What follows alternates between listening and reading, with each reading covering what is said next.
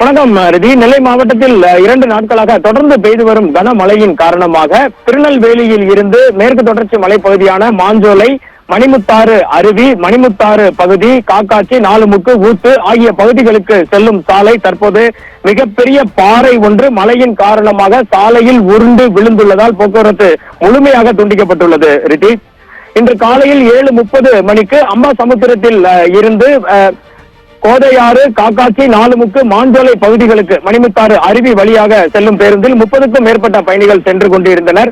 நேற்று முதல் பெய்து வரும் கனமழையின் காரணமாக இன்று பார்த்தீர்கள் என்றால் ஊத்து, மாஞ்சோலை பகுதிகளில் 30 முதல் 50 சென்டிமீட்டர் மழைப்பொழிவு பதிவாகி உள்ளது. ரித்தி, இதன் காரணமாக மிகப்பெரிய பாறை ஒன்று, விஷுவல்களை பார்த்தாலே தெரியும், மிகப்பெரிய பாறை ஒன்று அதிர்ஷ்டவசமாக பேருந்து எதுவும் வராத நேரத்தில், வாகனங்கள் எதுவும் வராத நேரத்தில் நடு சாலையில் விழுந்து நடு சாலையில் தற்பொழுது கிடக்கிறது. அதை அகற்றும் பணியில் மணிமுத்தாறு பேரூராட்சி சார்பில் தற்பொழுது JCB இயந்திரங்கள் கொண்டு வரப்பட்டு நடவடிக்கை மேற்கொள்ளப்பட்டு வருகிறது. இருந்தாலும் வருதி, அந்த விஷுவல்களை பார்த்தாலே தெரியும், மிகப்பெரிய பாறையானது உருண்டு விழுந்துள்ளதால் சாலையின் நடுவில் மிகப்பெரிய பள்ளம் ஏற்பட்டுள்ளது.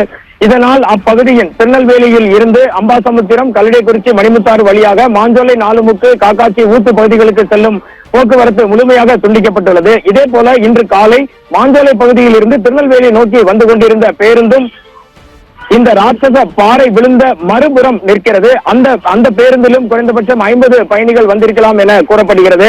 மொத்தமாக 100க்கும் மேற்பட்ட பயணிகள் தற்பொழுது மலை சாலையில் என்ன செய்வது என்று தெரியாமல் இருக்கின்றனர். மாவட்ட நிர்வாகத்திற்கும் மணிமுத்தாறு பேரூராட்சிக்கும் தகவல் வழங்கப்பட்டு அவர்கள் அப்பகுதியில் சென்று இப்பொழுது அந்த பாறையை எடுக்கும் முயற்சிகளில் ஈடுபட்டு வருகின்றனர். பாறையை எடுத்தாலும் மிகப்பெரிய பள்ளமாக இருப்பதால் சாலையை சரி செய்யும் முயற்சிகள் நடந்தால்தான் போக்குவரத்து மீண்டும் நடைபெறும் என்பதே அப்பகுதியில் இருந்து கிடைத்திருக்கும் முதற்கட்ட தகவல். இருக்கு.